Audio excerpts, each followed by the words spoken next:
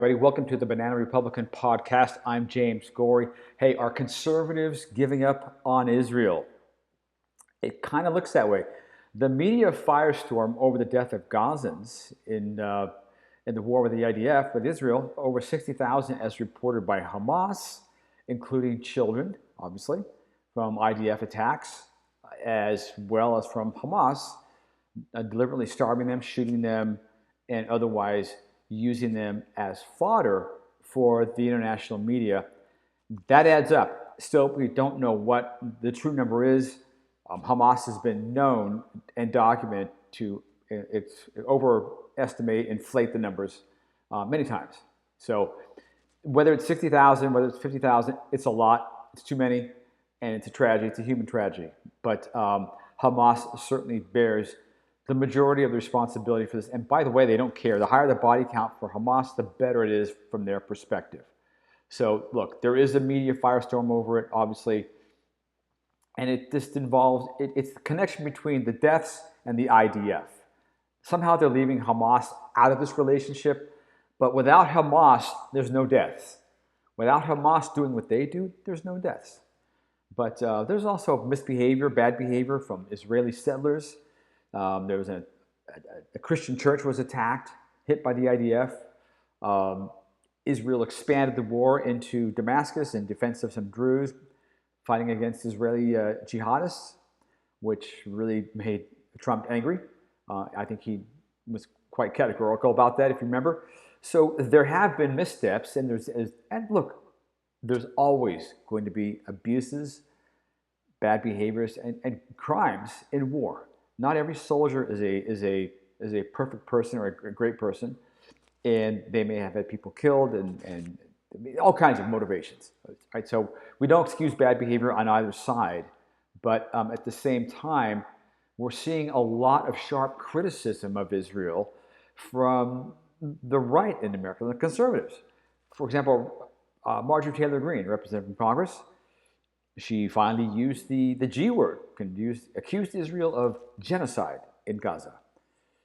Steve Bannon of the War Room, and I think he was in Trump's first administration, I know he was, has been highly critical of the IDF and Israel and how it's waging the war.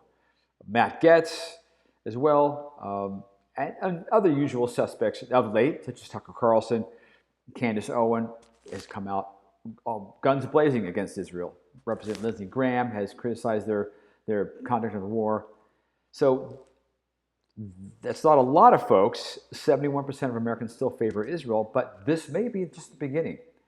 And the problem is we have a very unfriendly anti-Israel digital media that seems to be ruling the day in cohort with the legacy media, which of two is ultimately anti-Israel, very biased. So we're seeing that even people like, I don't know if he's a commentator, he's a comedian, Dave Smith, has come out against Trump's hitting the Iranian nuclear program under the deep underground bunkers and so forth, presuming to trust the Iranians and ignore the evidence. But so something's happening here. Something where I think people are just very, very quick to abandon Israel for whatever media play, whatever high exposure, high profile tragedy is being used that day. And it's paying off for Hamas, and big time. I mean, it's the global media is for Hamas and against Israel, and that's how it is, and that's how it's going to stay. I don't see it getting any better. I only see it getting worse. And I think what we're seeing in conservatives in the U.S., I think we'll see more of them. And to them, I would say this, especially if those are Christian ones like Tucker, Candace, I think Steve Bannon is probably Catholic. If you're a Christian and you think Israel may be guilty of whatever abuses or incidences of abuses they may be guilty of, and I'm not saying that they're lily white, because they're not. Of course they're not. But whatever you think, however bad you think they are, and whatever antagonism you harbor towards Israel, just remember that Hamas, the mullahs of Iran, Islamic Jihad, and all the other Islamic groups in the region, and in the world for that matter, are genocidal towards Jews, towards Israel, and of course, towards Christians too. So that's something that you might want to keep in mind as you criticize Israel for this existential battle. Because remember, they're dealing with people who want them annihilated. There's not a lot of wiggle room here, at least not on the face of it. That's my thoughts. Let me know what you think. I'm James Gorey.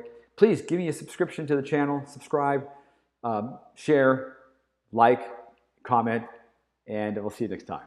Thanks.